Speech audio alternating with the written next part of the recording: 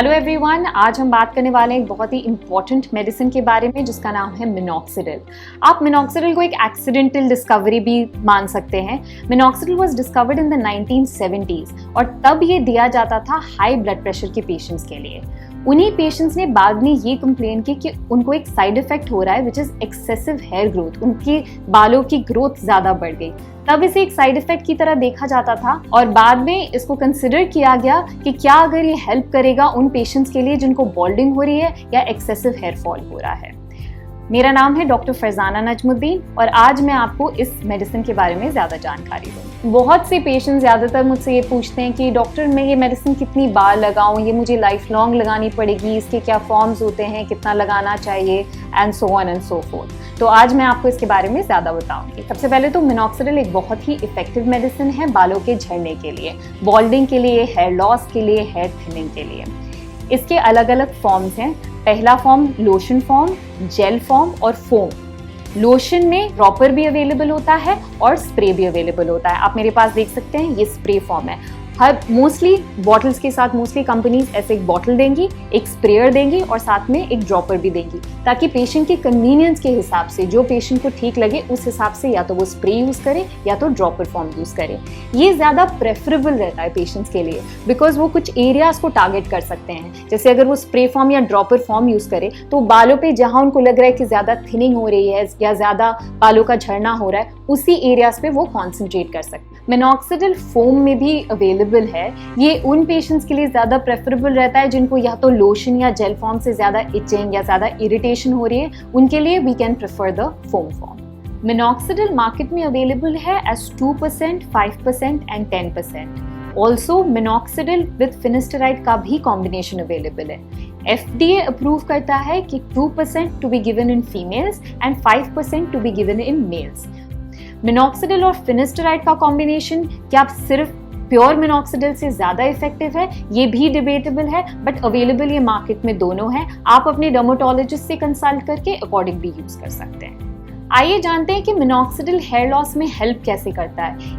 Minoxidil को high blood pressure के लिए इसलिए दिया गया था बिकॉज मिनॉक्सिडिल ब्लड वेसल्स को डायलेट करता है विच मीन्स कि ब्लड वेसल्स के थ्रू ब्लड की फ्लो को ज़्यादा बढ़ाता है। तो ये देखा गया था कि शायद बालों की ग्रोथ को भी ये ऐसे ही इंक्रीज कर रहा है कि ज़्यादा न्यूट्रिशन, ज़्यादा ऑक्सीजन जब जड़ को मिलेगा तो उसकी ग्रोथ बेटर होगी।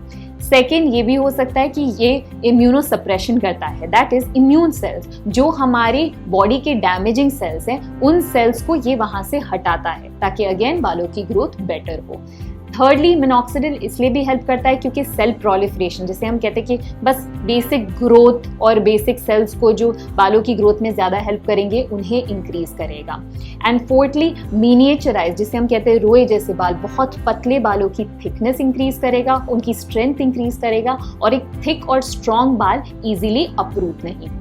Now coming to minoxidil use कैसे करते हैं। आप इसको ऐसे भी लगा सकते हैं कि आप डायरेक्टली अप्लाई करें या तो आप अप्रोक्सीमेटली 0.5 से 1 ml अपने पाम पे लें और जैसे आप नॉर्मल तेल लगाते हैं इसको लेके अपनी जड़ों में अप्लाई कर सकते हैं। बट अगेन तेल की तरह इसे जोर से रब ना करिए, बहुत जेंटली अप्लाई करना है। अगर आपको थोड़ा डाउट है कि क्या मैं ज़्यादा ले रहा हूँ या कम ले रहा हूँ, याद रखिए इन ड्रॉपर्स में मार्किंग्स भी आती है और अब अप्रोक्सीमेटली 0.5 से 1 ml तक ले सकते हैं। मिनॉक्सिडिल लगाने के बाद ये याद रखिए कि आपको अपने हाथ अच्छे से धोने हैं बिकॉज लगाने के बाद अगर आपने सपोज कोई क्रीम या मिनॉक्सिडिल को डायरेक्टली अपने चेहरे पे हाथ लगा दिया तो that can be a problem क्योंकि बालों का ग्रोथ फिर फेस पे बढ़ सकता है जो which is not an important problem for men as it is for women. इस बात का ज़रूर ध्यान रखिए कि मिनॉक्सिडिल आपकी बालों की जड़ों पे लगना चाहिए और आपके बालों पे नहीं, बिकॉज अगर आप इसको बालों पे लगाएंगे तो ना ही इसका असर होगा और मिनॉक्सिडिल भी वेस्ट ही होगा। अब हम इस बारे में बात करेंगे कि मिनॉक्सिडिल का असर कितने दिन में होता है और उसके क्या क्या साइड इफेक्ट्स हैं। यूजुअली मिनॉक्सिडिल का असर आने में 2 से 3 महीने लगते हैं, बट कुछ पेशेंट्स को 1 महीने के एंड पे भी अच्छे रिजल्ट्स आ जाते हैं, कुछ लोगों को 2 महीने लगते हैं एंड रेयरली पेशेंट्स को 3 महीने तक भी लग सकते हैं। बट इसका मतलब ये नहीं कि आप उसको बीच में छोड़ दें। बी पेशेंट बिकॉज 2 से 3 महीने बाद तक आपको रिजल्ट्स डेफिनेटली दिखेंगे। मिनॉक्सिडिल के बारे में ये याद रखिए कि जब आप मिनॉक्सिडिल यूज़ करना शुरू करेंगे पहले महीने में आपको ये लगेगा कि आपके बालों का गिरना बढ़ गया है। डोंट वरी अबाउट इट, बिल्कुल टेंशन मत लीजिए, क्योंकि जब तक जड़ से वीक पतले बाल नहीं हटेंगे तब तक थिक स्ट्रॉन्ग बाल नहीं आएंगे। क्या मिनॉक्सिडिल के कोई साइड इफेक्ट्स हैं? वैसे तो मिनॉक्सिडिल एक बहुत ही सेफ मेडिकेशन है, बट रेयरली पेशेंट्स कंप्लेन करते हैं कि उनको इचिंग, इरिटेशन, रेडनेस हो रही है मिनॉक्सिडिल की वजह से। बिल्कुल फिक्र करने की ज़रूरत नहीं है, ये टोटली रिवर्सिबल है, ये बहुत सिवियर नहीं होता है।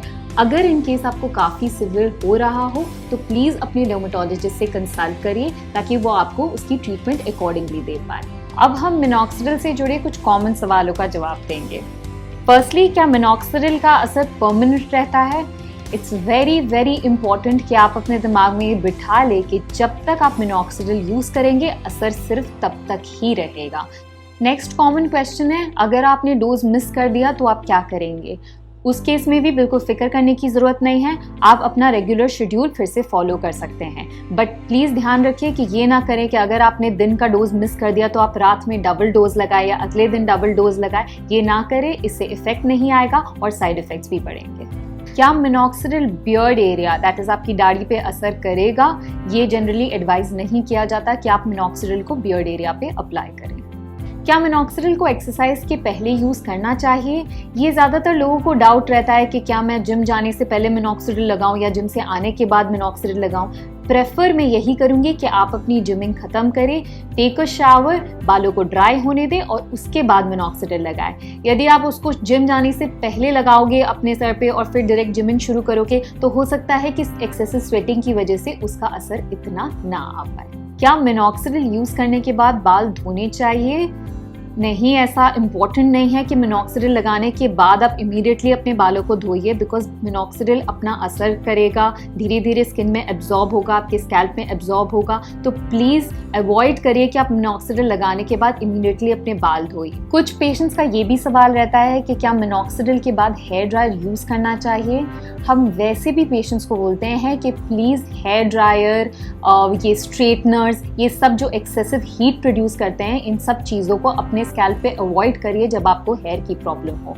एक और चीज़ ध्यान में रखिए, जहाँ पे जड़ें बिल्कुल भी नहीं है वहाँ पे मिनॉक्सिडिल का असर नहीं होगा। मिनॉक्सिडिल, किसी तरह के इंजेक्शंस, ग्रोथ फैक्टर्स, ये सिर्फ वहीं असर करेंगे जहाँ पे जड़ है। जहाँ जड़ नहीं है वहाँ पे एक ही ऑप्शन है, and that is here transplantation.